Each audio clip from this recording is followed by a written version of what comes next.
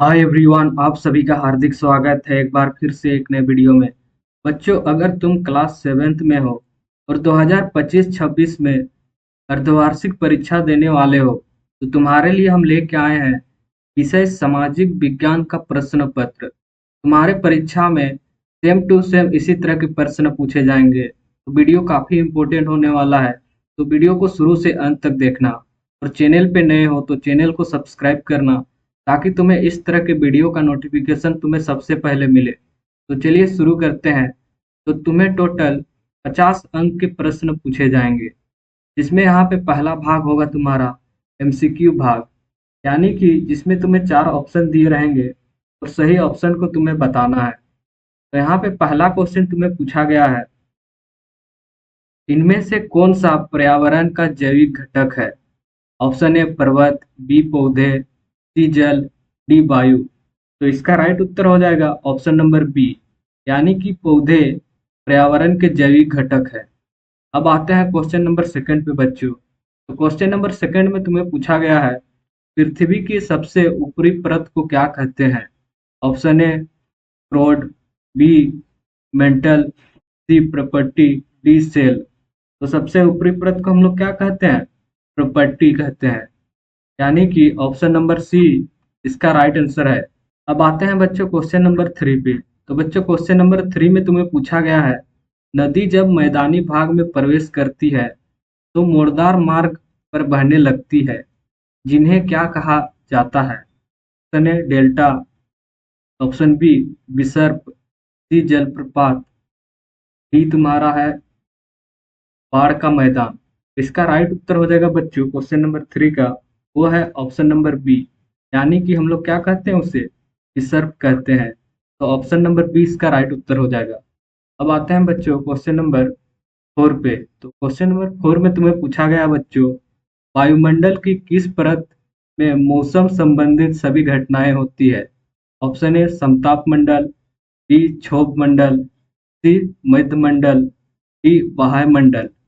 तो इसका सही उत्तर है ऑप्शन नंबर बी, यानी कि क्षोभ मंडल में मौसमी संबंधित घटनाएं होती है। तो ऑप्शन नंबर बी इसका राइट उत्तर हो जाएगा।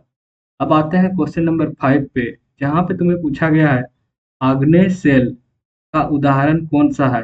ऑप्शन ए चूना पत्थर, बी संगमरमर, सी कोयला, डी ग्रेनाइट। तो इसका राइट उत्तर हो जाएगा बच्चों ऑप्शन नंबर डी, यानी कि ग्रेनाइट, जो कि आग्नेय सेल का उदाहरण है। अब आते हैं बच्चों क्वेश्चन नंबर 6 पे। तो अभी तक चैनल को सब्सक्राइब नहीं किया है, चैनल को सब्सक्राइब कर वीडियो को लाइक और शेयर कर दो, ताकि तुम्हारे लिए हम इस तरह के वीडियो जल्द से जल्द अपलोड कर सके, इंग्लिश का भी। अब आते हैं क्वेश्चन नंबर 6 पे। तो क्वेश्चन नंबर 6 में तुम्हें पूछा गया है बच्चों, वायुमंडल में सर्वाधिक मात्रा में पाई जाने वाली गैस कौन सी है? Option A oxygen, B carbon dioxide, C nitrogen, D argon. तो इसका राइट उत्तर है ऑप्शन नंबर कौन सा होगा बच्चों? ऑप्शन नंबर सी, यानी कि नाइट्रोजन, जो कि सबसे अधिक है हमारे वायुमंडल में। अब आते हैं बच्चों क्वेश्चन नंबर 7 पे, जहाँ पे तुम्हें पूछा गया है, पर्यावरण दिवस कब मनाया जाता है? ऑप्शन ए 5 जून, ऑप्शन बी 10 दिसंबर, ऑप्शन सी 22 अप्रैल, ऑप्शन डी 1 मई। तो इसका राइट उत्तर है ऑप्शन नंबर ए, यानी कि पर्यावरण दिवस हम लोग 5 जून को मनाते हैं। तो क्वेश्चन नंबर 7 का ऑप्शन ए राइट आंसर हो जाएगा। अब आते हैं क्वेश्चन नंबर 8 पे, जहाँ पे तुम्हें पूछा गया बच्चों, क्षेत्रक सेल यानी कि मशरूम रक का निर्माण किसके अप्रदन कार्य द्वारा होता है? ऑप्शन ए नदी, बी हिमनद, सी पवन, डी समुद्री तरंगे। तो इसका राइट उत्तर हो जाएगा ऑप्शन नंबर सी, यानी कि पवन के कारण छत्रक सेल या फिर मशरूम रॉक का निर्माण होता है। अब आते हैं क्वेश्चन नंबर 9 पे। क्वेश्चन नंबर 9 पे यहाँ पे पूछा गया है बच्चों तुम्हें, वायुमंडल की कौन सी परत हमें हानिकारक पराबैंगनी किरणों से बचाती है? ऑप्शन ए क्षोभ मंडल, ऑप्शन बी आयन मंडल, सी ओजोन परत, डी मध्य मंडल। इसका राइट उत्तर हो जाएगा ऑप्शन नंबर सी, यानी कि ओजोन परत हमें हानिकारक पराबैंगनी किरणों से बचाती है। क्वेश्चन नंबर 9 का राइट आंसर हो जाएगा ऑप्शन नंबर सी। अब आते हैं बच्चों क्वेश्चन नंबर 10 पे, जहाँ पे तुम्हें पूछा गया है त्रिदिश संघर्ष में कौन से 3 राजवंश शामिल थे? Option A Chola, Chera, Pandya. Option B Gupta, Maurya, Kushan. Option C Gurjara, Pratihara, Rashtrakuta, Pala. Option D Mughal, Tughlaq और खिलजी। तो इसका राइट आंसर है ऑप्शन नंबर सी, यानी कि गुर्जर, प्रतिहार, राष्ट्रकूट और पाल।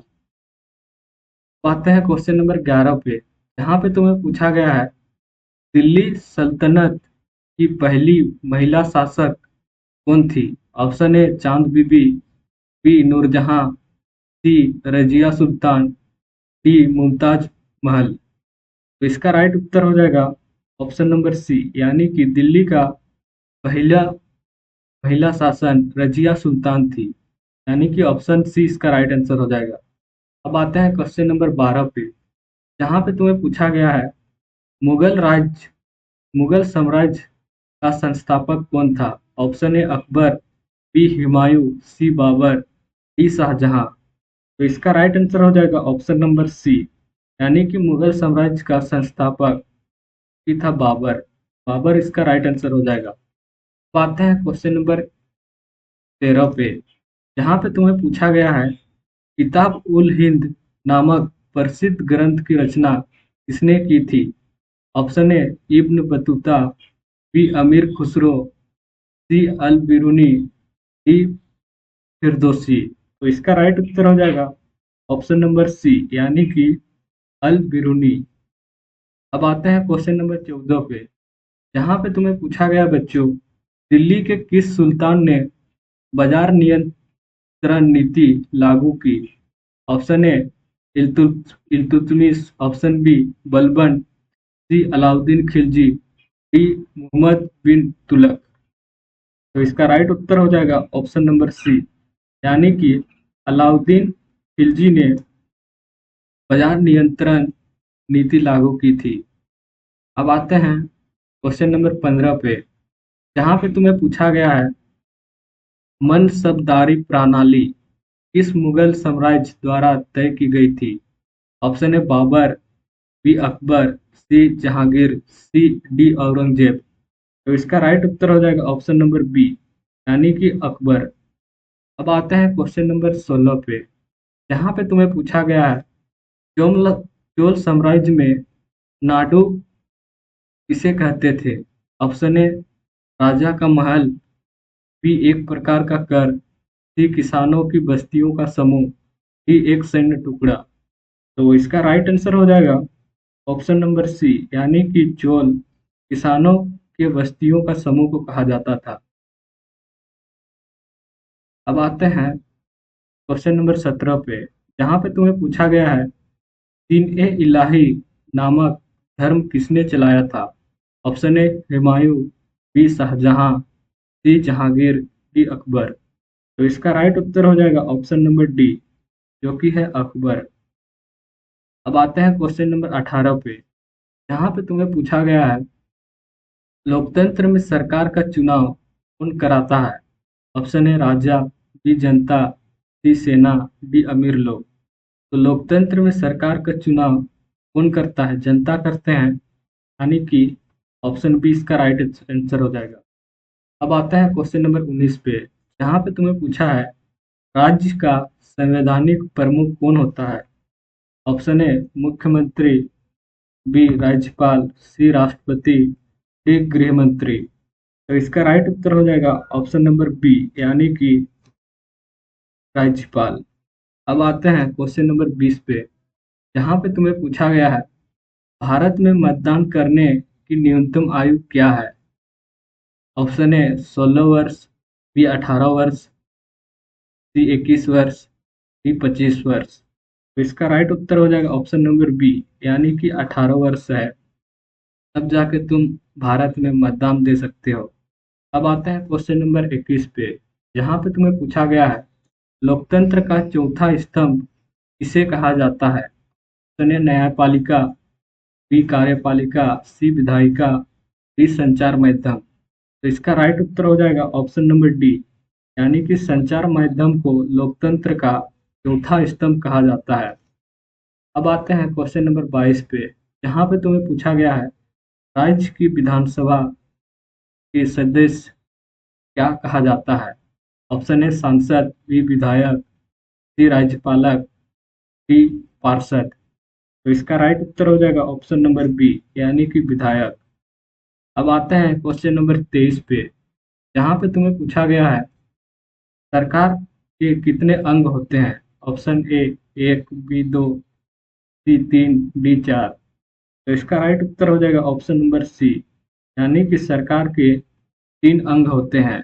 अब आते हैं क्वेश्चन नंबर 24 पे, जहाँ पे तुम्हें पूछा गया है चुनाव में विभिन्न उम्मीदवार किस आधार पर खड़े होते हैं? ऑप्शन ए धन के आधार पर, बी राजनीतिक दलों के आधार पर, सी धर्म के आधार पर, डी परिवार के आधार पर। तो इसका राइट उत्तर है ऑप्शन नंबर बी, राजनीतिक दलों के आधार पर विभिन्न उम्मीदवार खड़े होते हैं।